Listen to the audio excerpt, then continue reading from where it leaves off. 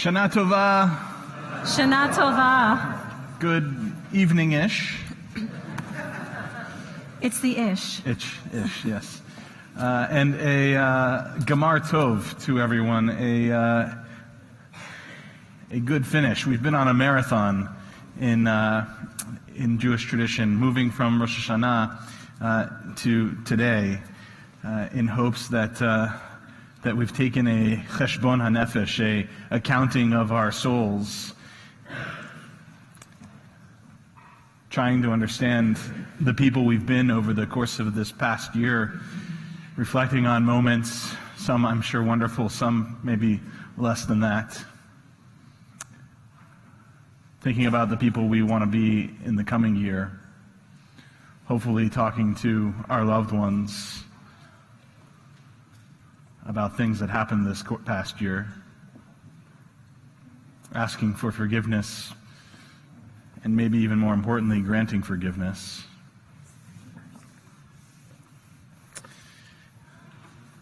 As we'll read a few times over the course of this day, it works with God. God forgives us. God's going to forgive us in just a few minutes, actually. It's great. I love how this day starts. We ask for forgiveness, and God says, okay, you're forgiven. God's easy. It's the other people in our lives. We're the hard ones. And so if you haven't done that yet, if you haven't asked forgiveness from the people that you need to ask forgiveness for, if you haven't granted forgiveness to the people you need to grant forgiveness to, do it. Do it today. Do it today. We begin our Yom Kippur services on page 9 as we light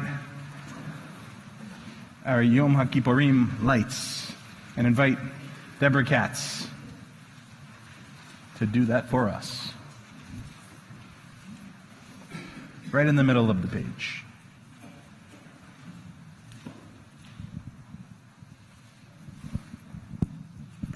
Please join me reading responsively. The human spirit is the lamp of God, searching out what lies within us. Guided by the flame of conscience, on this sacred night, we search for truth. Upon us, as we strive to serve you, may we find safety in your faithful love.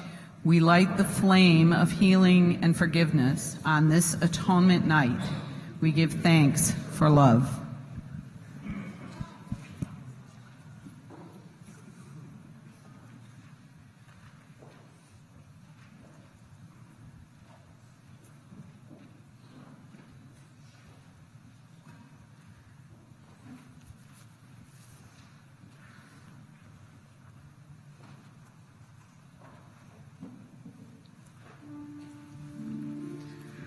Baruch atah Adonai, Eloheinu melech haolam,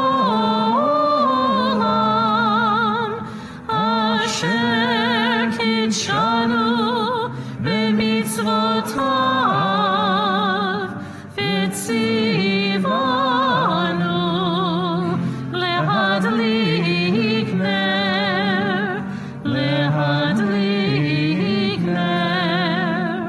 shel Yom HaKippurim. Shehechianu.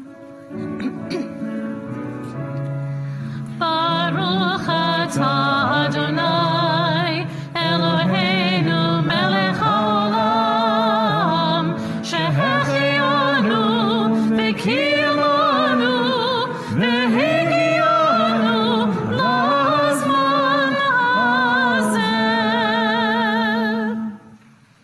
continuing on the bottom of page 10,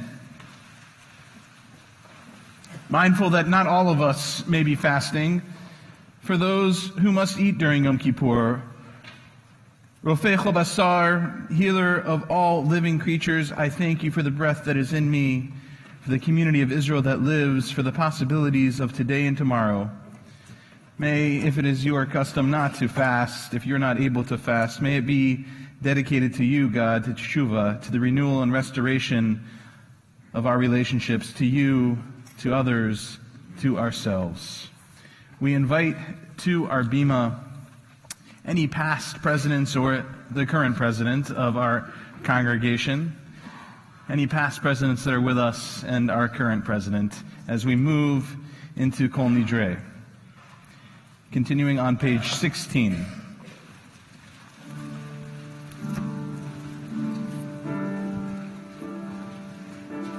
Or zaru ala tzadik, or zaru ala tzadik, ul yishrelev, ul yishrelev, ul yishrelev simcha. Or zaru ala tzadik, or zaru ala tzadik, ul yishrelev, ul yishrelev, ul yishrelev simcha. Bishiva shel malach, uvishiva shel mata. Bishiva shel malach, uvishiva shel mata. Al dat hamakom ve'al dat hakahal. Al dat hamakom ve'al dat hakahal. Anu mitpalelim leha'avarat ro'ah gzera. Anu mitpalelim leha'avarat ro'ah gzera.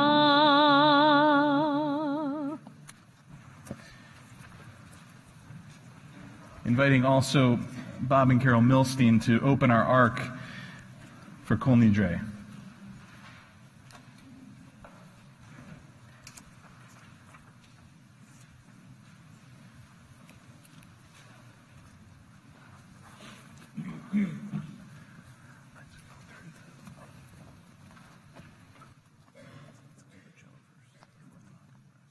So you want to play right now?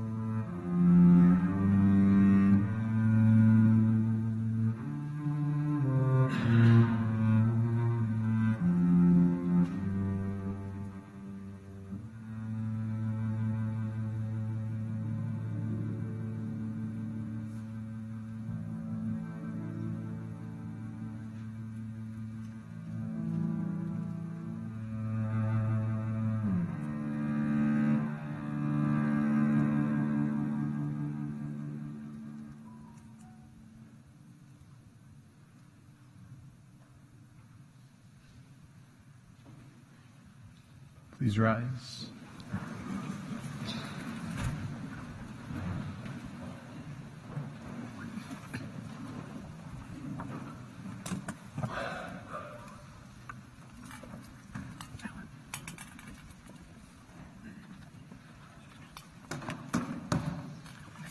You can turn to the congregation.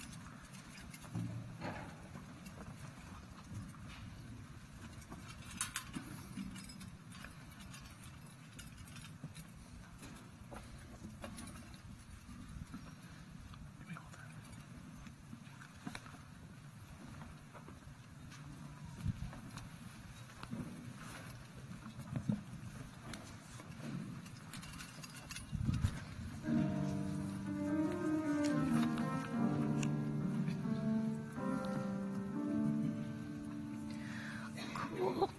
כל נדרי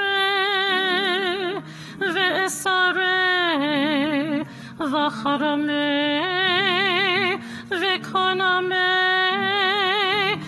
וכינויי וכינוסי ושבות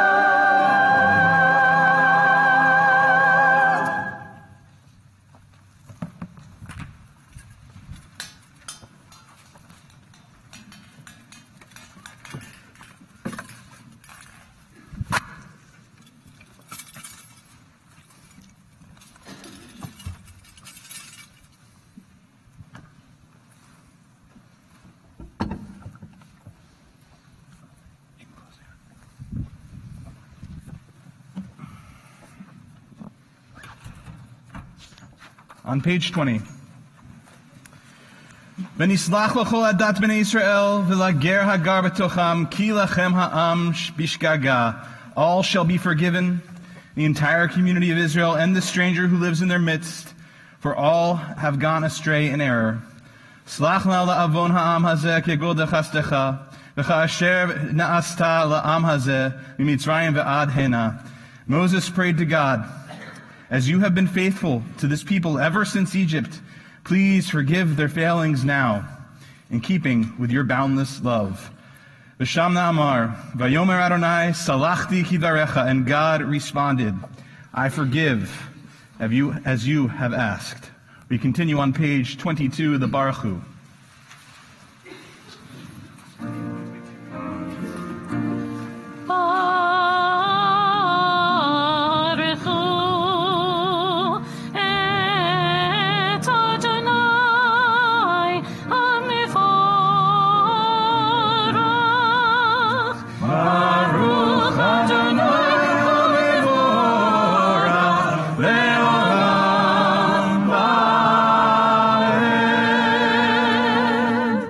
Please be seated.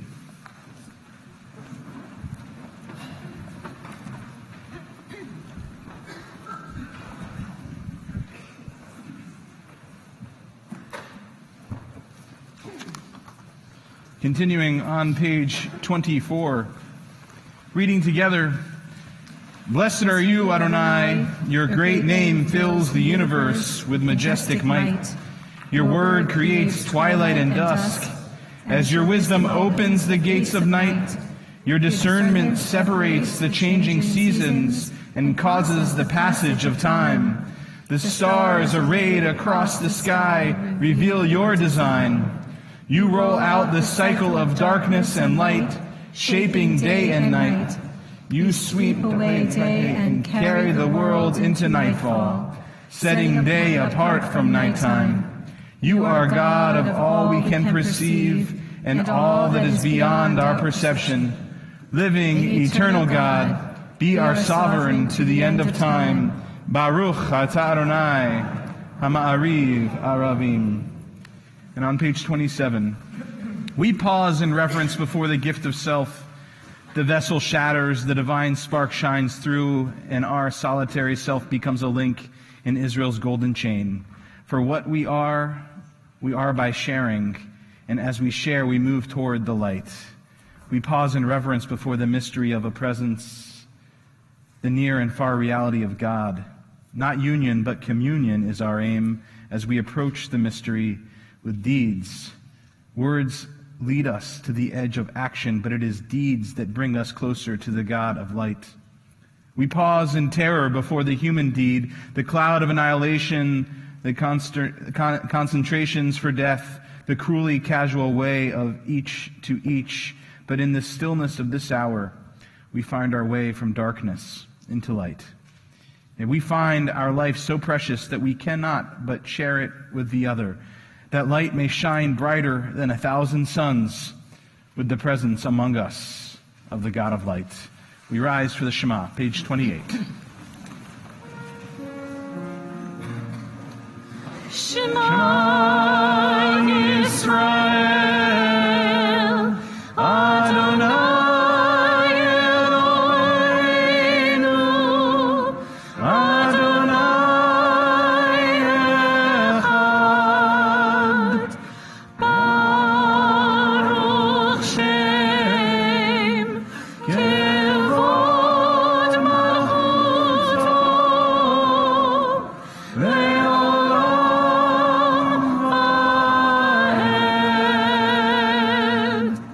Please be seated. Ve'ahavta et Adonai Elohecha b'chol levavecha u'b'chol nafshecha u'b'chol me'odecha ve'hayu hadvarim ha'ele asher anochi metzavecha Hayom alevavecha, veshinantam levanecha, ודיברת בם, בשבתך בביתך, ומלאכתך בדרך, ושוכבך ובקומך, וקשרתם לאות על ידיך, והיו לטוטפות בין עיניך, וכתבתם על מזוזות ביתך ובשעריך, למען תזכרו ועשיתם את כל מצוותי, והייתם קדושים לאלוהיכם. אני אדוני אלוהיכם, אשר הוצאתי אתכם מארץ מצרים, להיות לכם לאלוהים. אני אדוני אלוהיכם. We continue reading together on page 38.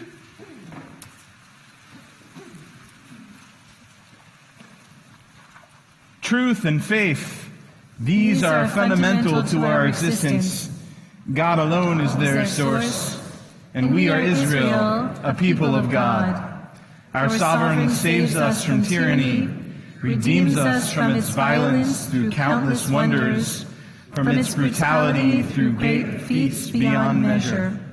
We are Israel, a people of God, the giver of life who would not let our feet give way, the maker of miracles for us against Pharaoh, of signs and portents in the land of Egypt, the one who brought our people Israel from its midst to endure freedom. Witness to this heroic might, the people thanked and praised God by name, freely accepting the reign of heaven. Then Moses and Miriam and all Israel sang to you this song of utter joy.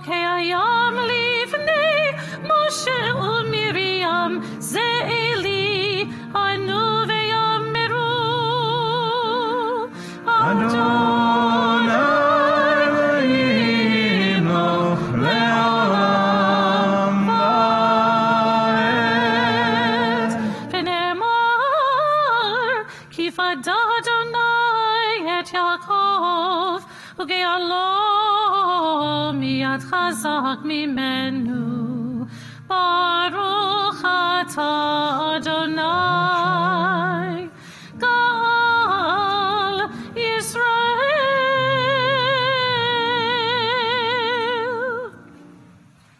On the top of page 43. When fears multiply and danger threatens, when sickness comes, when death confronts us, it is God's blessing of shalom that sustains us and upholds us together, lightening our burden, dispelling our worry, restoring our strength, renewing our hope, reviving us. We continue on page 45. כי ביום הזה ויכפר עליכם לעצר אתכם מכל חטאותיכם לפני אדוני תטהרו. For on this day atonement shall be made for you, to purify you from all your wrongs, and pure you shall be in the presence of Adonai. Continuing on page 46, as we enter into the Amidah, the central prayer of this evening service, if you're able, please rise. Adonai sifatai tiftach ufi agi tehilatecha. Adonai, open up my lips that my mouth may declare your praise. Baruch atah Adonai Eloheinu v'Elohei avotei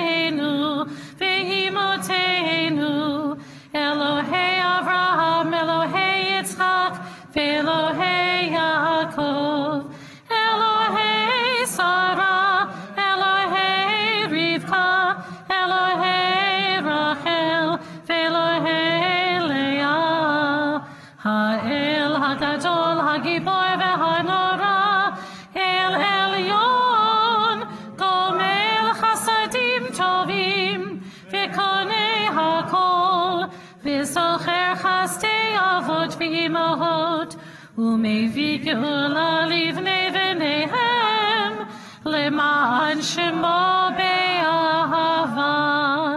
זוכרנו לחיים, מלך חפץ בחיים, וכותבנו בספר החיים. למענך, למענך, למענך אלוהים חיים. מלך עוזר ומושיע ומגן, ברוך אתה אדוני, מגן אברהם ועזרת שרה. אתה גיבור לעולם אדוני, מחיי הכל אתה רב להושיע, מוריד הטל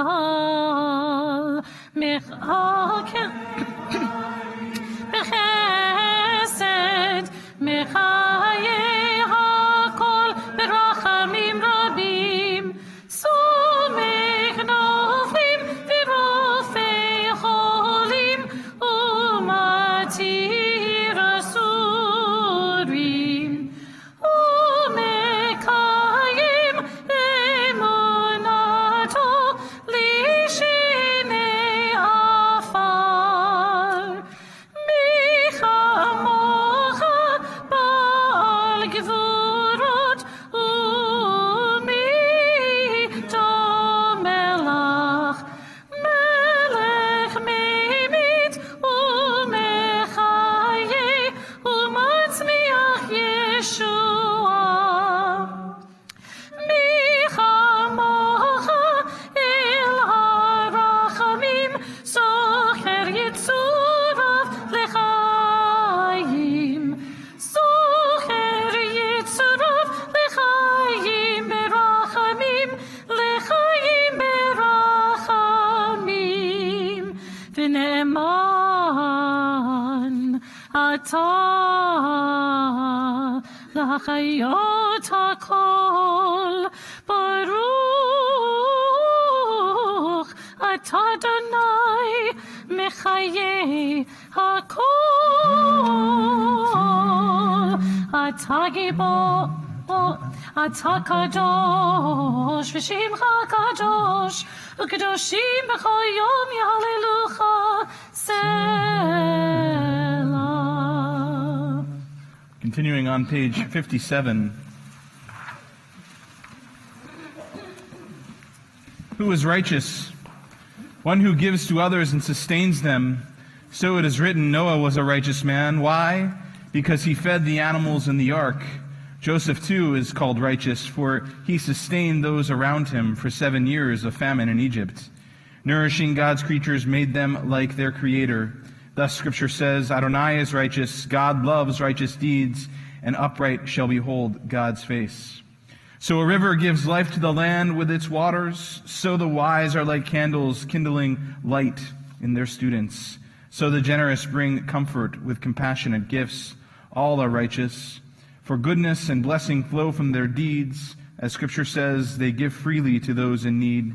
Their righteousness endures forever. Continuing on page 58 together. You and you alone, Adonai, will reign over creation upon Mount Zion, home of your presence, and in Jerusalem, a city set apart by you. As the psalmist believed, Adonai will reign eternally, your God Zion for all generations. Hallelujah. You are holy, your name is awe. There is nothing divine beyond you, as the prophet Isaiah taught. The source of all might is exalted through justice, the God of holiness made holy through righteousness. Baruch atah Adonai, HaMelech HaKadosh. We continue on page 61. Today, the Jewish mission is not diminished. In a world that still cries out for healing, where suffering and narrowness are endemic, to be chosen means to have a special calling to teach that all human beings are children of God, created in God's image, and must be treated as sacred. That Judaism is a small nation is no bar to this task. Many of the nations that have changed the world have been small. The Athens of Socrates, the Plato, the England of Queen Elizabeth and Shakespeare, the America of Washington and Jefferson. No nation, great or small, has touched humanity more deeply than the tiny nation of Isaiah and Jeremiah. Closeness is not a privilege to boast of, but a task to be undertaken. It is to keep constantly in mind the words of the prophet Micah.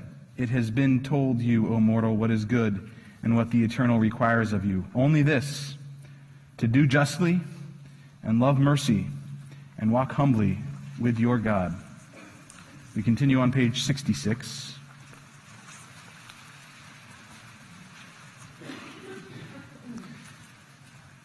Our God and God of our forebears, pardon our failings on this day of atonement, erase our misdeeds, see beyond our defiance.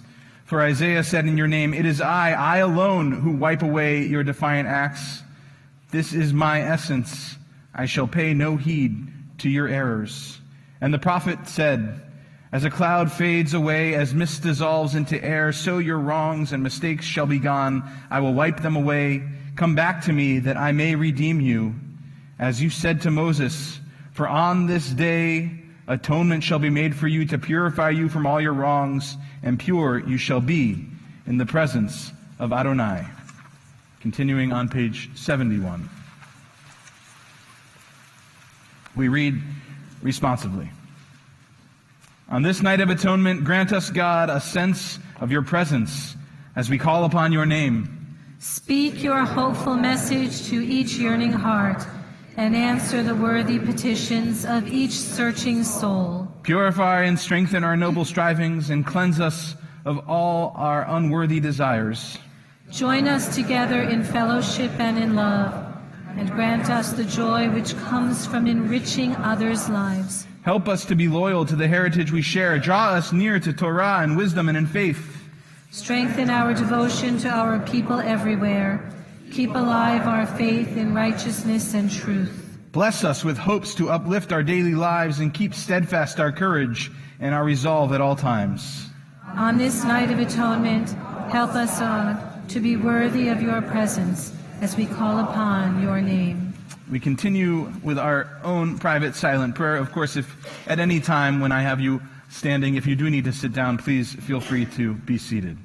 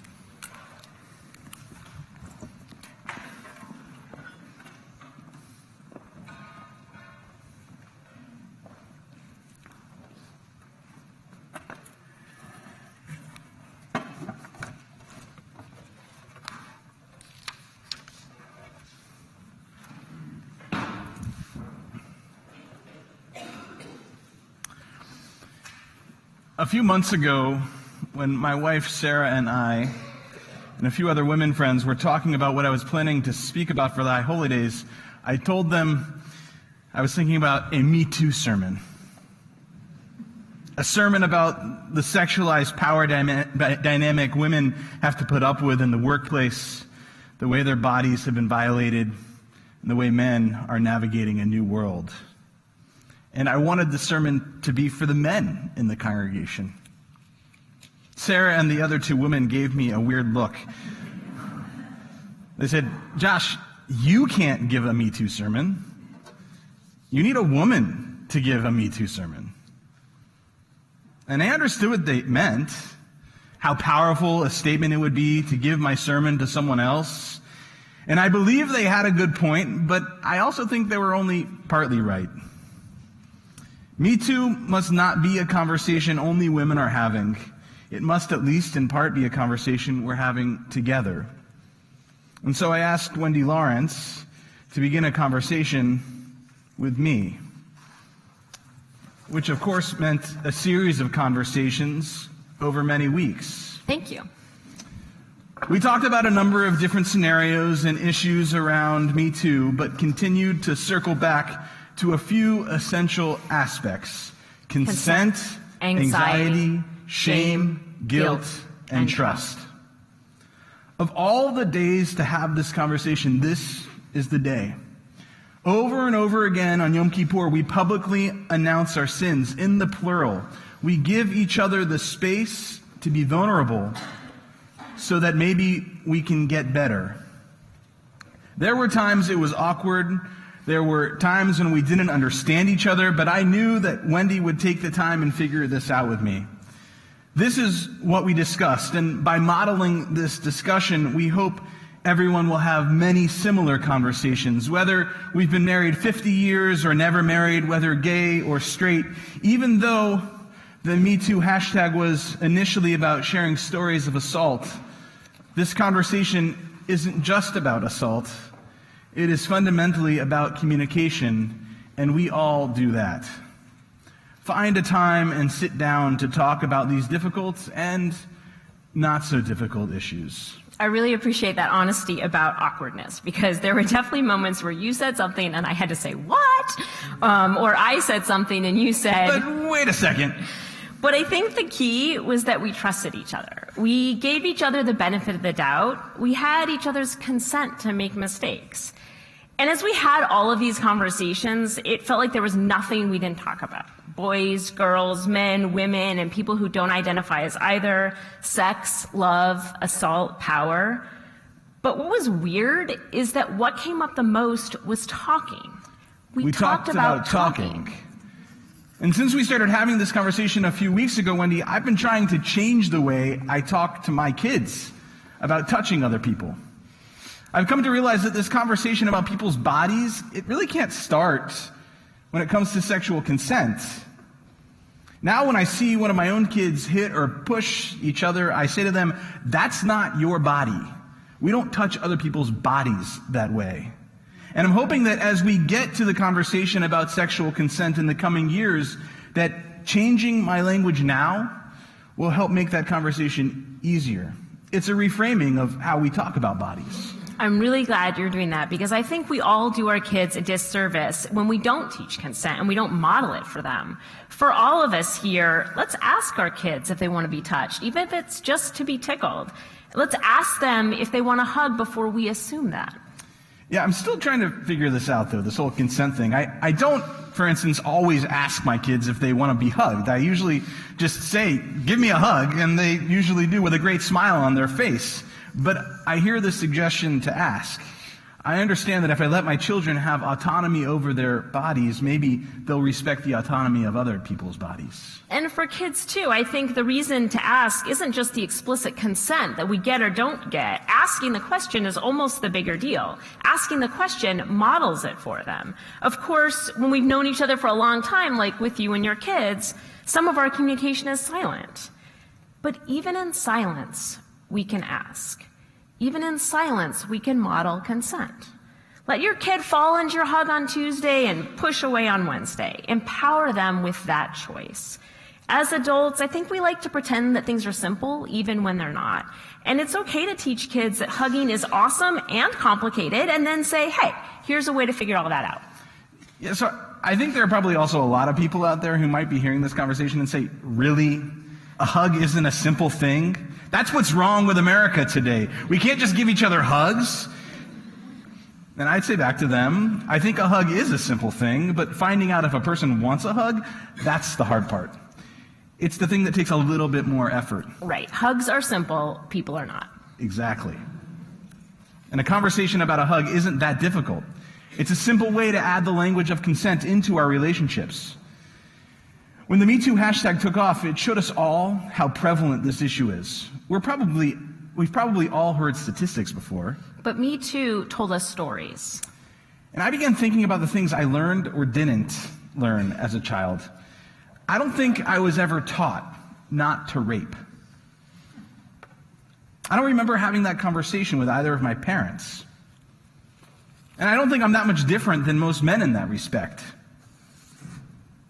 And I don't think that most of us consider saying these words to our kids. Our kids would never do anything like that. Even the words coming out of my mouth, they seem so odd to say and hear. Don't rape. Of course not. I was brought up with a sense of respect for other people. Other people's bodies are not my body, and I can't do with other people's bodies whatever I want, whatever urges overcome me. I wish we didn't have to teach people not to rape, but someone is sexually assaulted in this country every 73 seconds. So someone needs to teach it because a lot of someones are doing it. And I think we need to dispel that myth that nice boys don't rape because it prohibits honest conversation about what's actually going on. Assault doesn't have to involve dark alleys and weapons, and it actually usually doesn't. Assault can happen in a candlelit room between two people who thought they loved and trusted each other, when one of them decided to end the conversation, when one of them decided to take something that wasn't theirs. Yeah, sometimes we ask if this is okay right at the beginning of an intimate experience, but we need to continue to ask. No, not every second, but talking is about checking in with each other.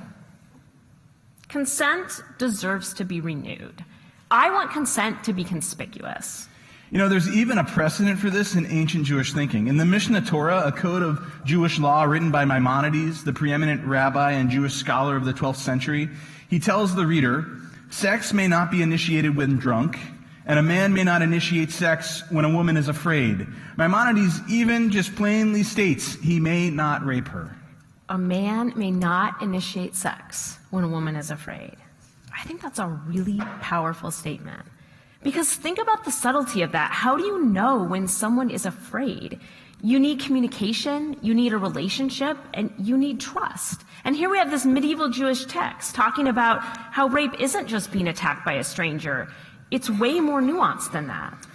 We might also even just interpret Maimonides as saying that when we initiate sex with someone, when we're drunk, or when that other person is afraid, that is in fact rape.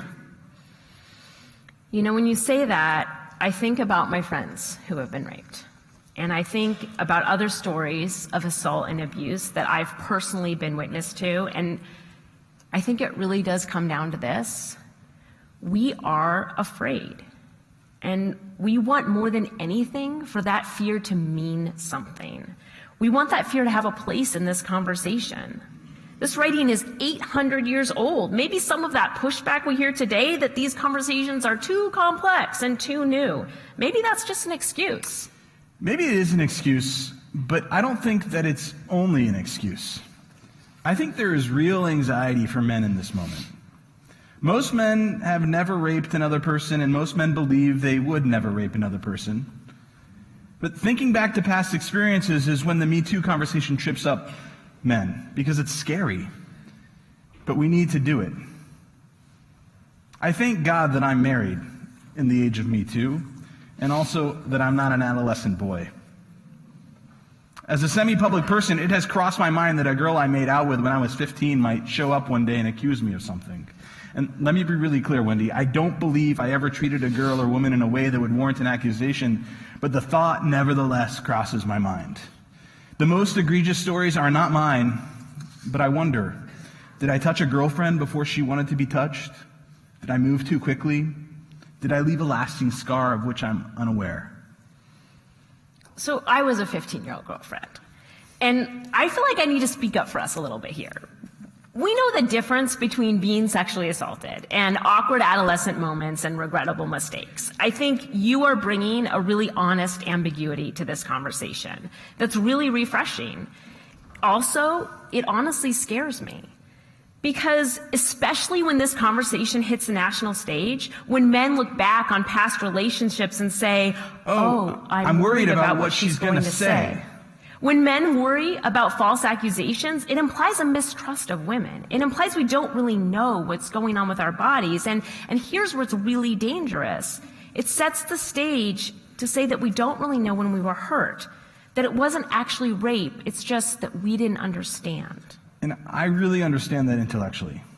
I know that according to the FBI, only 2% of all rape and sex-related charges turn out to be false. My head gets that, and I still want to press on a bit because my anxiety, it doesn't. And I hear you, and I hear the good place that those fears are coming from. I hear that men are anxious, and we need to honor that. I think part of it is maybe that men don't trust themselves. They don't trust themselves. I think that's a really brave thing for you to say. I think we all feel like that sometimes. We doubt ourselves, and it's scary. It is scary, and it's also an acknowledgement of what it means to be human. We all want to do right in this world, and talking honestly about these issues means recognizing that we are capable of doing the wrong thing. Deep down, men don't trust themselves, and I believe we project that mistrust onto women. This mistrust originates in the fact that we have no constructive social mechanism for discussing sexual urges and intimacy, and the cultural images of masculine sexuality, they're not helpful. There is no system for us to learn to trust ourselves. And listen, I really don't mean to shift the victimization here. Even saying this out loud feels scary because I'm afraid what it might sound like, that it might sound like that's what I'm trying to do. I can only imagine how that sounds to a woman. Even throughout this entire conversation, part of me hears a woman in the back of my head saying, oh, come on. We've been dealing with this crap for 10,000 years, and now you want to talk about not trusting yourself? But I really do think it's a part of the story here. If we're really going to engage in this conversation, we need to be able to share our confusion, our fear, and our unease. I think you are right on both sides of that. I think it can be hard for women to hear that men need more time to talk. We've been quiet for a long time. Think of all those Me Too stories that were told to no one until they came flooding out. But I think this trust you're looking for can be built. It fails when men interrupt the conversation, when you say, yeah, but here's my concern. You aren't doing that. You are listening. You are saying, yes, and. Yes. I hear you. And. I have feelings too. You and I talked a lot, and I'm sure I didn't always make it easy on you, but I wouldn't be standing here if I didn't want to hear your voice. And I think other women will agree. We know what silence is like, and we won't gain anything by silencing more people. We all have to feel safe so we can be vulnerable enough to be honest. Absolutely. Safety is key. I believe one of the reasons men are hesitant about having these conversations, especially publicly, is that we fear we won't be taken seriously, that women won't trust us. Being a man today in the Me Too age makes me feel like a suspect. That's part of what this entire conversation is about, though, about building trust. I know that it's not on women to fix men, but men need women to hear that part of the narrative. And I think the fact that this is hard means we're finally doing it right. Women aren't asking men to feel guilty. We're asking men to feel responsible, not for doing something wrong, but for creating a new future. We aren't asking you to feel shame, but we do know, unfortunately, from years of our own experience, that these questions bring up shame. I hope what we're doing is reframing the conversation. So I think part of what you're saying to me is not to worry so much about the past. Don't let that sense of what if get in the way of the real conversation going on here. Being a good ally means that I have to bear some of this mental load. Yes, exactly. But I also don't think you're telling me not to reflect on past experiences, or for that matter, even about intimacy in my life today. Right, and I think that's the best outcome, that we all do more reflecting. Because that mental load, that guilt and shame, they're already here. And while I appreciate the anxiety that men and people in power are starting to feel, your female friends and colleagues already feel that way. We have felt that way for so long. You've just never noticed before. Women carry these burdens of guilt and shame and precaution everywhere we go. Our shame comes to work with us. It weighs down that breast pump bag that hangs off our shoulders when we ask our bosses for a private place. Our guilt comes right back home in the pocket of that pants our coworker comment on. Why?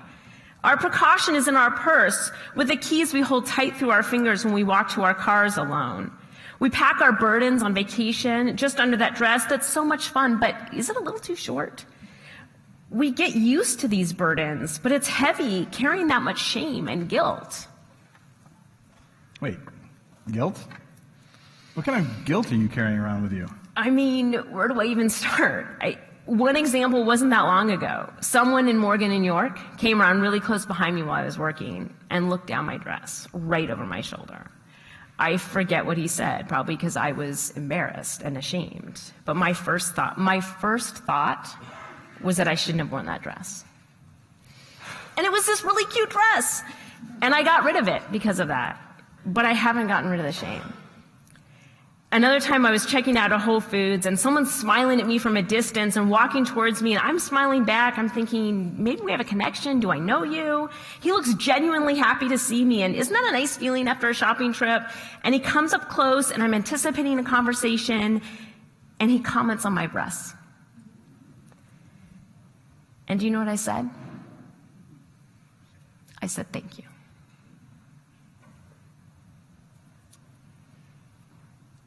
Wow. I wish I could take away that shame. That shouldn't be yours to carry around. It shouldn't be my shame, but it is. And I think that's what our male allies are starting to feel. Shame, not because of something that you did, but because this whole issue feels shameful. Yeah, I hadn't really thought about it like that. Maybe part of the anxiety, the shame and guilt around Me Too has to do with the entire charade of sexual power being exposed in a new way. And exposure feels raw at first. Powerful people, mostly men, have long had rights over other people. And although we don't really like to say it out loud, they've had rights to other people. And this power imbalance is all the worse for trans women, for people of color, for anyone outside the white, cis, heterosexual norm. In reality, I think men and those in power have always known this. We've known that our actions contribute to this ancient social disease. It's just never been our problem. This ongoing conversation, the fall of powerful people, the outrage over lenient sentencing for high-profile rapes, and the new way we have to think about everyday interactions is making this our problem now. And thank God. Yes, and tonight especially, thank God. Thank God that you and so many other allies are starting to pick up some of this load. I know it's heavy. This whole process was really hard, but it was good to have the chance to be awkward and to challenge each other. It was good to have the chance to listen to you. You know, before we look ahead to next year, let's look back to how Me Too started. So most of us began hearing about it in 2017, but it was started in 2006 by social activist Tarana Burke. She was working with children when one of them confided in her a horrifying story of assault. And she froze. She didn't respond. And as the child walked away, she remembered wishing that she had simply had the strength to say, "Me too." I don't want to miss any more of these connections. Let's not allow this shame and guilt to force us apart. Rabbi and I joined in this conversation, and we don't want it to end here. We are hoping tonight we can all make it grow. We began tonight talking about consent, and now we're asking you to go out and seek it. Not just this consent to love each other, but the consent to learn from each other. Me Too turned on the light, but we can all carry that torch. In this new year, let's start having conversations without knowing where they'll end. Can I have a hug? Yes, please.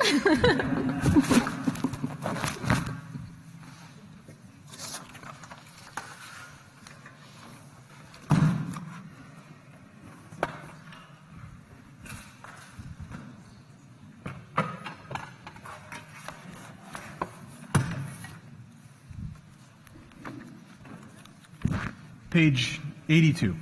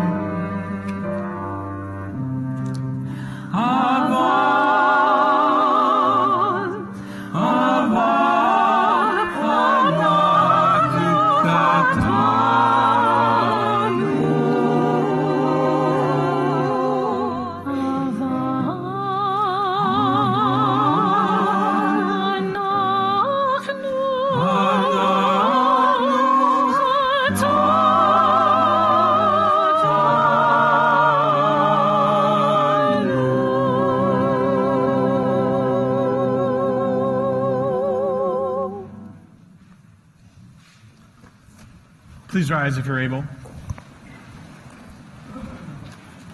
We continue the bottom of page 82.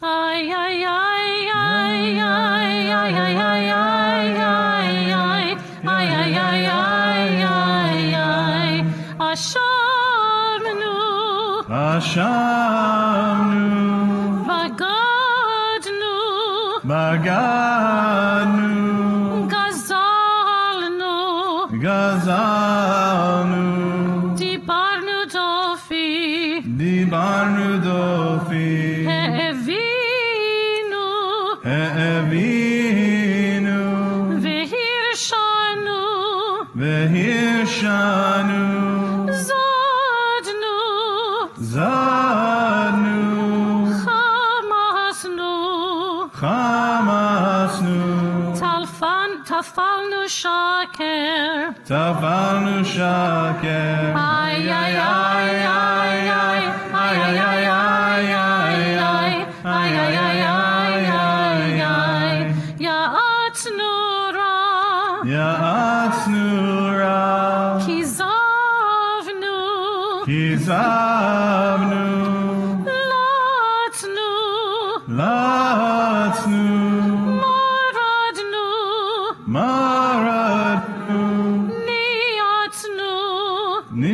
Yatsnu, Sararnu, Sararnu, Avinu, Avinu, Pashanu, Pashanu, Sararnu, Sararnu, Kishinu Oref, Kishinu Oref, Rashanu, Rashanu, Shichatnu, Shichatnu, Tiavnu, Tiavnu, Tainu, Tainu, Titanu, Titanu. Ay, ay, ay, ay, ay, ay, ay, ay, ay, ay, ay, ay. Continuing on the bottom of page 84.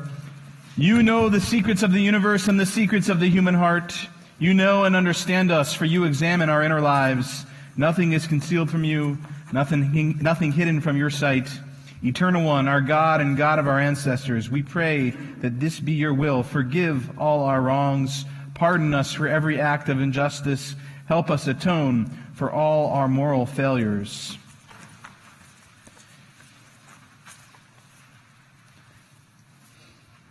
Continuing, we read together on page 86.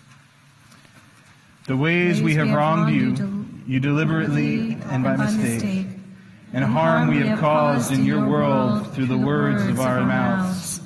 The ways we have wronged you by hardening our hearts, and harm we have caused in your world through careless speech. The ways we have wronged you through lies and deceit, and harm we have caused in your world through gossip and rumor. The ways we have wronged you by judging others unfairly, and harm we have caused in your world through disrespect to parents and teachers.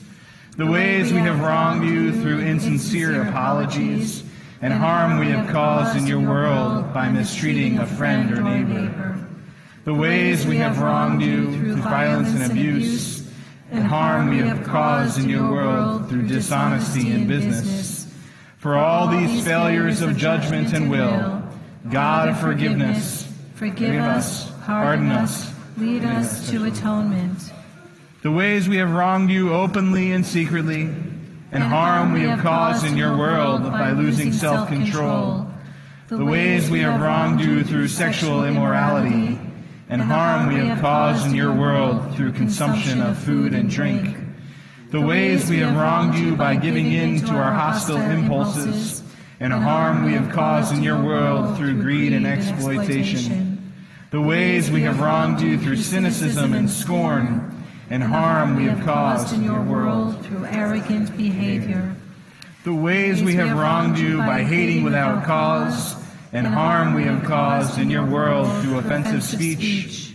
The ways we have wronged you with a slanderous tongue, and harm we have caused in your world through selfish or petty spirit.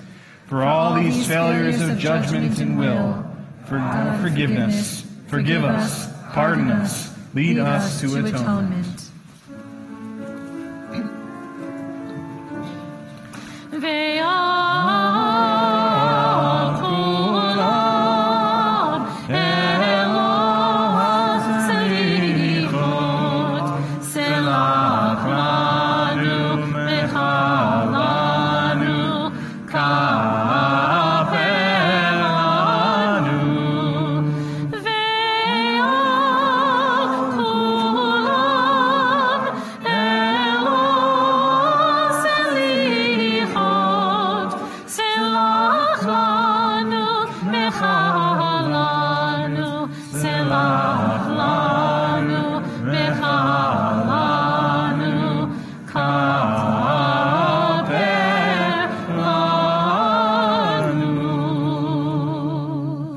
Please be seated. We continue on page 98.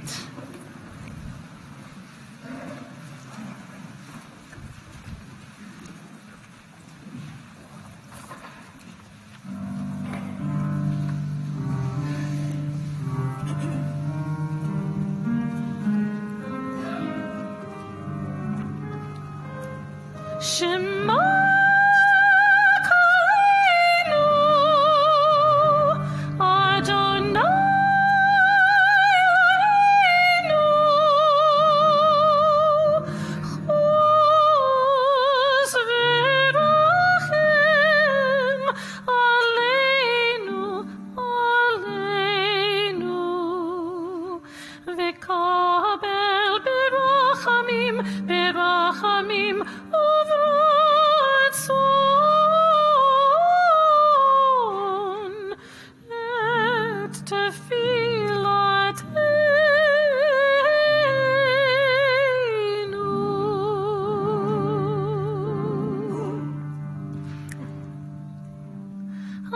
השיבנו אדוני אליך,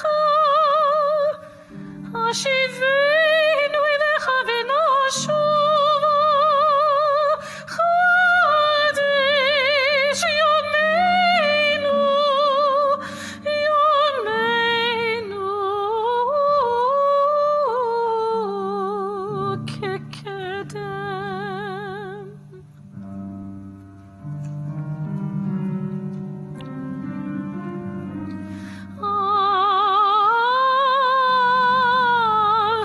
אל תשליכנו,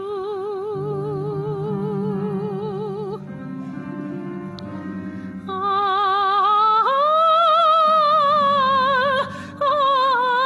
תשליכנו,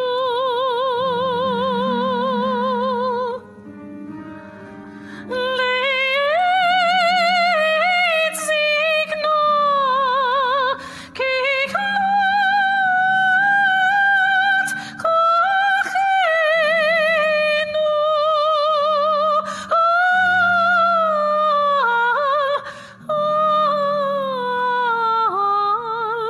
אל תעזבנו.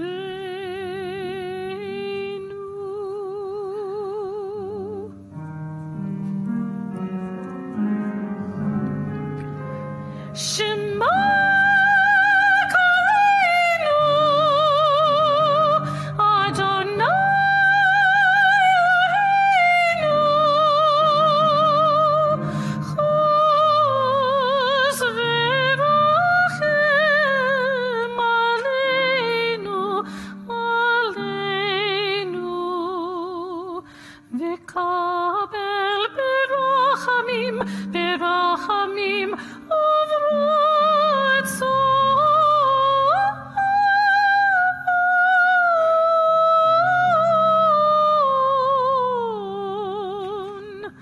את תפילתנו.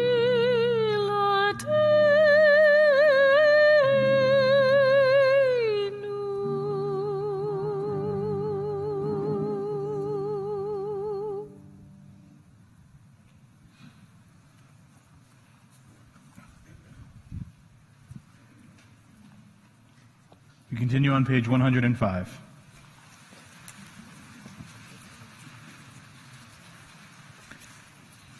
In all your ways be aware of God, for there is no sovereign without a people. Ein melech belo am. We are the chariot on which God's glory rides, for there is no sovereign without a people. Let the glove of God be spread through our deeds, for there is no sovereign without a people. You are my servant, Israel. I will be glorified through you, for there is no sovereign without a people. Where is God? Anywhere we let God in, for there is no sovereign without a people. Ein melech belo am. Eternal God, you revealed to Moses your 13 attributes of mercy. They exist in the world through our awareness. They transform the world through our actions. We speak them now as prayer and aspiration. Adonai, Adonai, El Rachum v'Chanun, Erech Apayim v'Rach Chesed v'Emet, Notzer Chesed l'Rafim, Noseh Avon l'Afesha v'Chata v'Nakeh. Together, Adonai, Adonai, God compassionate, gracious, endlessly patient, loving and true, showing mercy to the 1,000th generation, forgiving evil, defiance, and wrongdoing, granting pardon. Page 106. Ki anu amecha.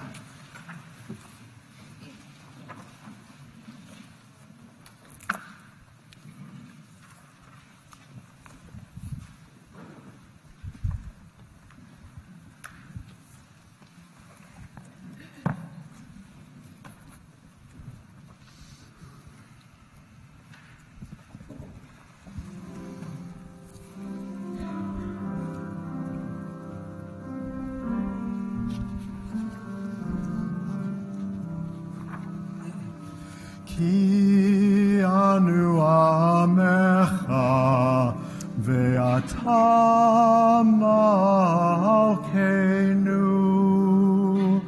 anu vanecha ve'ata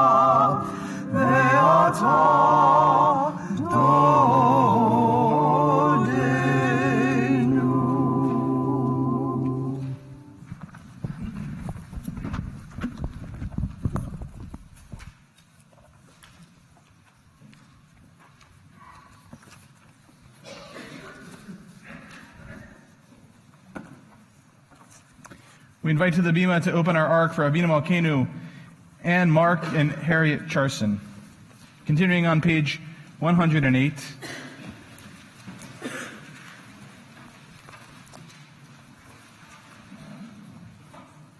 Lu ehzeh panav bilibi beta.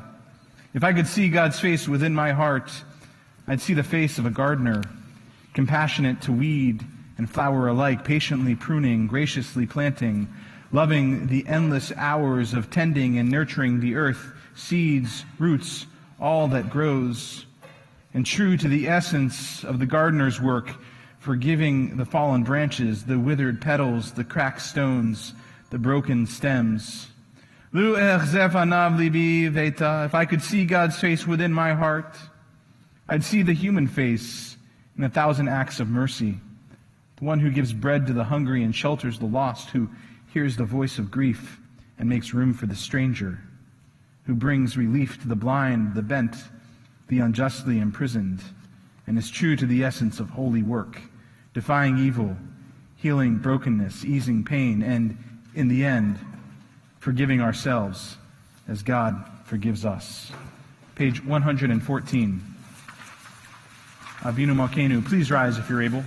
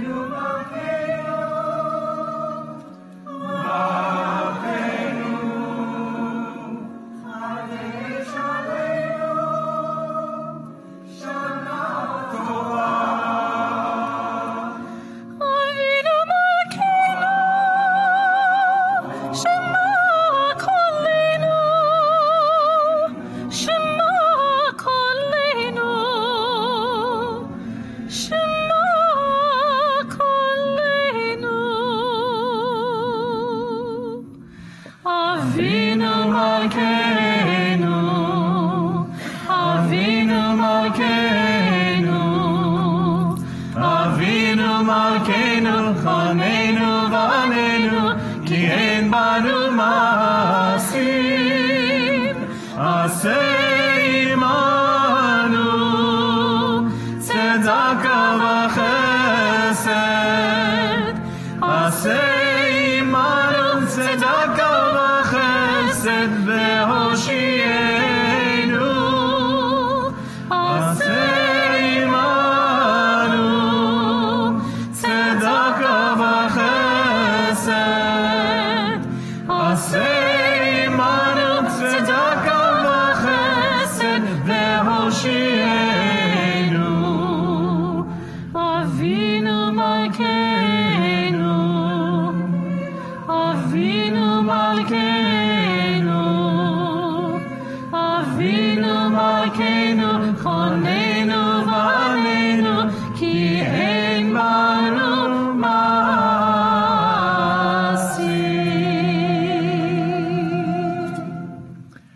Please be seated.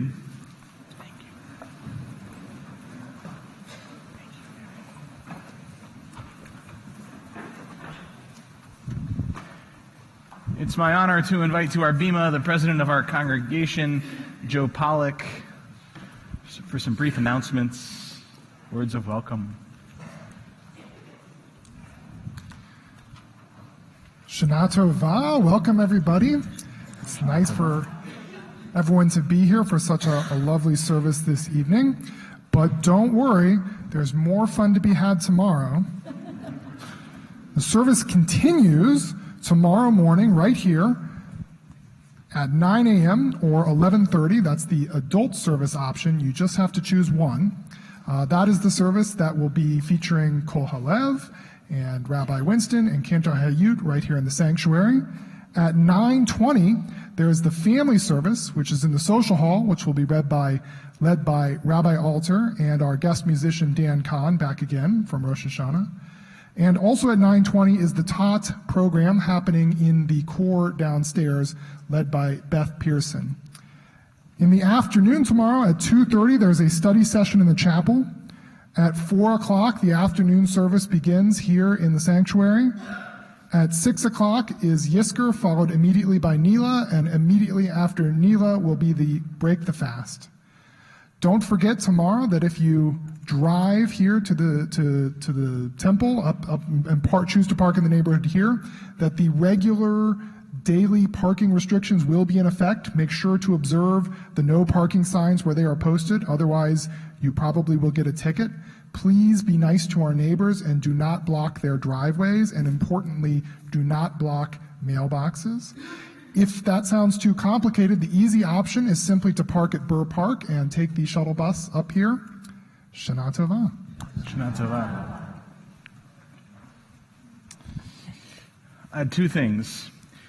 One, if you're fasting, it's a lot easier to fast here than it is at home. So stay with us all day tomorrow, as long as you can. I promise. It's a lot easier here. And it helps us too. It does. Having them here to fast? Yeah, it gives us strength because we're all in this together. For sure. That's one. And two, it was a lot to ask Wendy to give that sermon with me, to have the conversations that we did, and a big thank you to you for what you brought to those conversations and for presenting it with me. We continue on page 116 with Aleinu. Please rise if you're able. Aleinu l'shabeach l'Adon hakol, l'atei gdula v'yosef bereshit, shelo asanu k'goyei ha'aratzot, velo samanu k'mishmechot ha'adama, shelo sam chelkeinu kahem, v'gor aleinu kechol hamonam, v'anachnu korim u'mishtachavim u'modim lifnei melech malchei hamlachim hakadosh baruch hu. Page 118. ונאמר, היה אדוני למלך על כל הארץ. ביום ההוא יהיה אדוני אחד ושמו אחד. We remain standing for Kaddish Yatom, the Mourner's Kaddish, page 122. Holding in our hearts the names of our loved ones who we might be observing yahrzeit for or are in mourning for at this time. Together, Yitkadal v'yitkadash shemei Rabbah, ve'alma divrach hirutei v'yamlich malchutei, v'chayechon uv'yomechon uv'chayei d'chol Beit Yisrael, ba'agala v'izman kariv v'imru amen. Yehei shemei Rabbah mevarach ve'olam olamei almayah. Yitvarach, v'yishtabach, v'yitpa'ar, v'yitromam, v'yitnaseh, v'yitadar, v'yitaleh, v'yitalal, shemei d'kudusha, b'richu, le'ela, le'ela, mikol birchata v'shirata, tushbechata v'nechemata, damiran be'alma v'yimru amen. Yehei shalama rabba min shemaya, v'chayim aleinu ve'al kol Yisrael, v'yimru amen. Oseh shalom b'mromav, Hu yaseh shalom aleinu ve'al kol Yisrael ve'al kol yoshvei tevel ve'imru amen.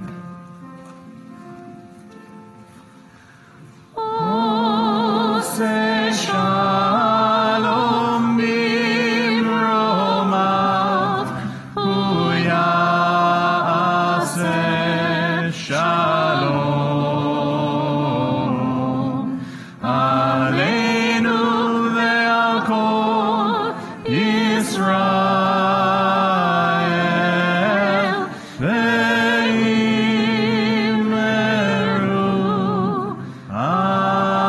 amen. Zichronam livracha, may their memories be forever a blessing. Please be seated. We continue on page 126, Adon Olam.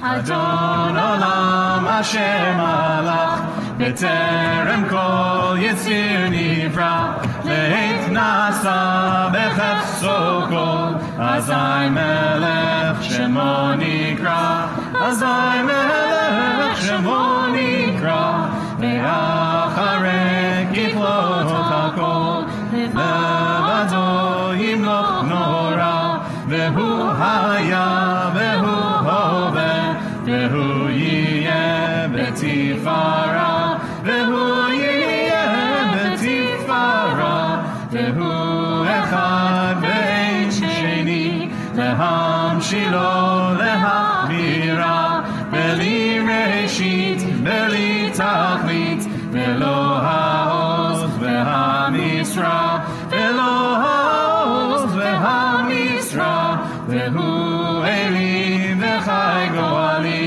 Etzor chavli be'etzara, Tehu nisi umanos li, Menat kosi beyom ekra, Menat kosi beyom ekra, Beyado afkid ruchi, Be'etishan be'ahira, Be'im ruchi geviati, Adonai li ve'lo ira, Adonai li ve'lo ira. Gemar Chatima Tova, a good seal, a seal in the book of life for us all, and meaningful fast. We'll see you tomorrow.